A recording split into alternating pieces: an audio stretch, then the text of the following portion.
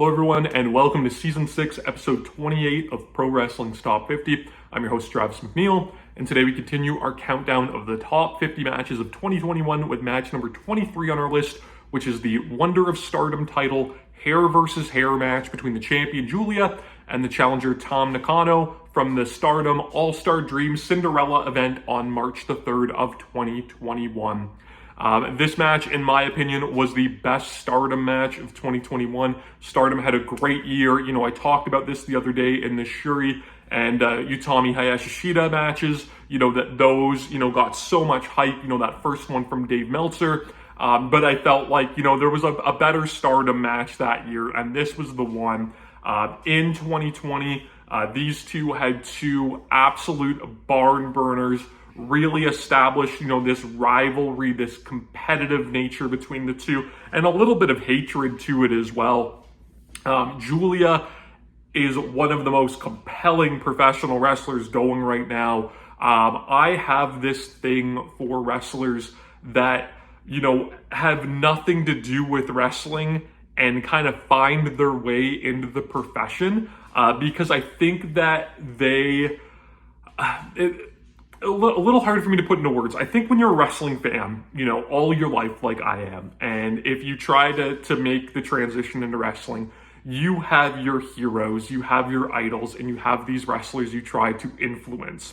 But when you have no basis of that, and you kind of just go, I'll give wrestling a try, I haven't really watched it, but it seems cool, then you have no one to really pattern yourself after, and you become wholly and solely yourself. And to me, those are the most compelling wrestlers. And there's so many great wrestlers out there right now, like Giulia, like Darby Allin, Ty Conti, I think was another one, that just really exude like all of this. And I say physical charisma so much on this show, but really exude that physical charisma, and they make me drawn to them because they're like no other wrestlers. And in 2020, Giulia really came across, that way to me. She had, signed with Stardom, I believe, in 2019. Absolutely gorgeous woman. Again, just you are drawn to her when you watch her. But she's so good in the ring too, and she's really developed. And that's what I love about all of these wrestlers too. Jade Cargill's another one. Where, you come in and you're raw, but you have all of this potential, and you just get better and better because you are a workhorse, and that is Giulia. She won the Cinderella tournament in 2020. That kind of, put her on this big push. She won the vacant Wonder of Stardom title from Tam. They would have a rematch in the fall of that year. The rivalry wouldn't go away, and it would eventually make it to this point. The All-Star Dream Cinderella event, one of the biggest Stardom events of all time. And, it's the white belt, it's the Wonder of Stardom title that's been built through this fantastic feud that gets to main event. And I thought that was great. It's basically akin to, if you, at WrestleMania, if the Intercontinental title match main evented over the world title. It's a really big deal and really helps, legitimize that secondary belt. Hair versus hair. We see, if you go back to All Japan Women, some really famous hair versus hair Joshi matches. We get that here. Tam Nakano is the daughter of Bull Nakano. So, it's got that tie-in. Obviously, I can't really talk about hair meaning too much to me, but, to women, right? Especially, both of them have, Tam has this like gorgeous, long hair. Giulia's got like these awesome kind of like dreadlocks sort of thing. So their hair really is a big part of their image and their appearance. So, to put the hair on the line, in addition to the title, really drives home the personal grudge that these two have. And that's what this match is all about. Sure, it's got great moves, it's got a great story, it's a great ride, but it's just full of emotion. And it really bleeds through the screen. It's infectious in this match. And they immediately put it over because, right from the get-go, both grab each other's hair instead of locking up at the start. And I love that, right? It's showing what it's all about. They trade slaps pretty much right away. And they use the hair for offense. Giulia avoids a cutter and grabs a sleeper. So Tam basically like hair mares her out from it. and hits, a dragon kick to the back, and that just like fires up and pisses off Giulia. And it really sets this hatred that these two have for each other. But it's not, the hatred that we would see, on like a WWE or like, any sort of televised wrestling where it's, you've done all of these dastardly things to me, because that hasn't happened here. This is just two women that are so competitive, that have built up this rivalry. And for Tam especially, she hasn't been able to beat Giulia for that title. And it's eating her alive to the point, that she puts her hair up for it. They do a bunch of like forearm and strike exchanges here. And, Giulia is the bigger, stronger individual out of the two. But Tam, has that fire and that, passion and that need to win in this match, that she actually wins through a lot of these strike exchanges. And at one point, she wins through a forearm exchange, and it kind of causes Giulia to bail out to the floor. But, Tam, again, she has that fire. She doesn't allow Giulia to breathe, but she makes some mistakes from it, and she goes out to the floor. And she almost gets caught in Giulia's like hammerlock kind of Michinoku driver finisher that she uses. And that move would be a recurring theme throughout this match. We have these great counters, and all throughout this match. And there's this one point where Giulia just like hits like all of these disrespectful head kicks to Tam, and it really starts to sell her as the underdog in this match. I'm a fan of Giulia, so coming into this, I was, kind of expected Tam to win the belt, but at the same time, like, I really didn't want Giulia to lose. But I think a lot of great matches, and I'm going to talk about this in a match later on in this countdown, so I'm not going to spend too much time on it now.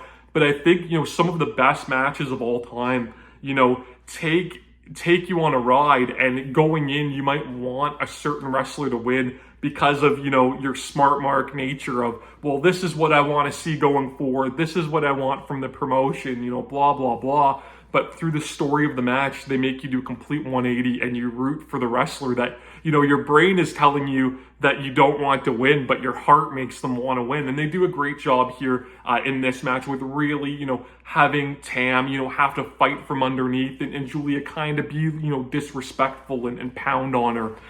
Giulia hits like this nasty draping neck breaker on the ring apron.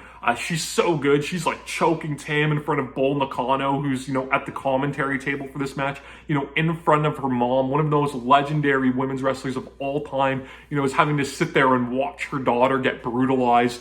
Giulia is so good, whipping her into the barricades, throwing and fighting off all of the young girls at ringside, trying to put a stop to her aggression. And it leads to this big moment where she hits this pile driver through the table. It really seems to kind of mess up Tam a little bit. Because, although she is able to beat the count, get back in the ring, she counters, the hammerlock Michinoku driver into a reverse DDT, but she can't capitalize because she's so rattled, be it from this pile driver, whatever the case may be. And it leads to this moment where the referee is considering stopping the match, like, Tam can't continue.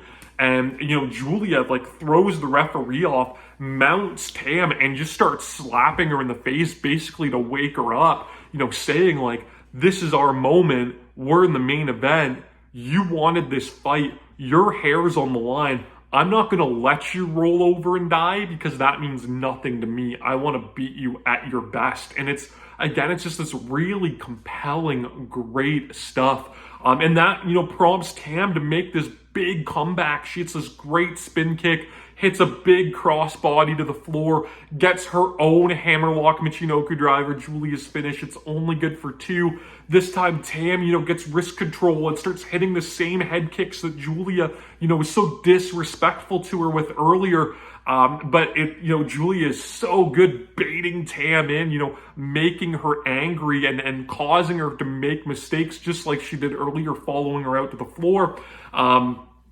Because she slaps her, and Tam goes for this big head kick, but Giulia's able to duck and hits like this arm trap backdrop driver, just a nasty, sick shoot headbutt, which has become one of Giulia's staples. And finally, gets the hammerlock Michinoku driver herself, only for two. Great near fall there, great fierce false finish. Both of them are on their knees trading slaps, and it basically, this match turns into Katsuyori Shibata versus Tomohiro Ishii, where, you know, Giulia like puts her hands behind her back and is like, hit me as hard as you can because you cannot beat me. And, you know, she starts firing her own slaps back, and Tam, you know, is doing the Ishii style, like leaning into these slaps, you know, rather than going back and trying to avoid them or selling them. Both of their faces are like beet red just from slapping the hell out of each other. It is brutal, it is violent, it is passionate, and that, again, like I said, it comes through the television screen or the computer screen or your phone screen or whatever you're watching this match on. You can't help but, you know, feel affected by it. Tam hits these two big spin kicks, gets this like disgustingly gnarly sit-out brainbuster, which only gets 2, and then finally puts Giulia away with the straightjacket German suplex for 3 after, you know, trying to hit that move earlier in the match and being unsuccessful. And again, the little things here that really sell their rivalry, because when Tam gets that German suplex, she holds onto that bridge and she holds onto that pin and doesn't let go until like all of her seconds basically come in and like pull her off. And again, it's just those little emotional details that I feel like Joshi does such a good job with. You know, these women, they pour their heart and souls into these matches, and, you know, whether it's legitimate, whether it's just, you know, amazing acting, I don't know, but you can't help but watch this and feel the raw emotion that they bring. The post-match to this match sets it over the top even more, and I take it into account when I look at the overall package of this match because it is directly related. We just get this amazing promo exchange. It's a hair versus hair match, and basically like Tam tells Giulia, keep your hair. Like, I put the hair up because I needed you to accept this match. I needed to beat you. You frustrate me beyond belief, but I don't hate you. I don't want you to cut your hair. I don't want you to suffer that shame and embarrassment. And basically Giulia says, like, we put the belt on the line, we put our lives on the line through this brutal match, and we put the hair on the line too. I'm a person of my word. Cut my damn hair. And Tam gets so emotional, she can't do it. She can't cut Giulia's hair. So there's that, and, you know, and she's crying about it, and so basically needs like one of her seconds to do it. And Giulia, just the coolest wrestler in the world, goes like, make it look cool, right? Like, if you're gonna shave my head bald, you know, make it look cool. And she gets her head like partially shaved in the ring. She would end up, you know, going completely buzz cut, you know, backstage after the match, and basically look like Vasquez from Aliens. And just somehow, you know, this woman that has this cool hair that's like, in a way, you know, part of her image becomes even cooler looking with a shaved head. I don't even know how that was possible. They both have a little bit of a laugh, you know, at the ridiculousness of it all. Tam says, you know, basically what I said earlier, like, you know, Giulia drives her crazy, but made her stronger, you know, through this rivalry. And Giulia basically puts the challenge out to Tam of like, I busted my butt to make the Wonder of Stardom title, the white belt, you know, just as important as the World of Stardom or the red belt title, to the point that we main evented Stardom's 10-year anniversary with this belt. You know, keep doing the same, raise the stock of this belt. And, you know, and Tam had a great title run as well. And now, you know, when you look at it, I feel like those belts are on a very, very similar level. And it really happened through the rivalry with these two. So, you know, my hat goes off to both of them for it.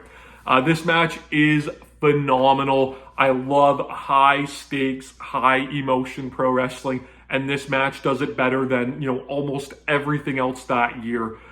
Both of these women are incredibly talented. Two of my favorite wrestlers to watch. I love Stardom. I make it a point, you know, to check out any high-profile match that either of them have. You can watch this match on Stardom World, a great subscription service that I highly recommend you check out. You can subscribe to my channel here on YouTube so that you never miss a video. Follow me on Instagram and Twitter at Wrestling50, and please join me again next time as we continue to count down Pro Wrestling's Top 50.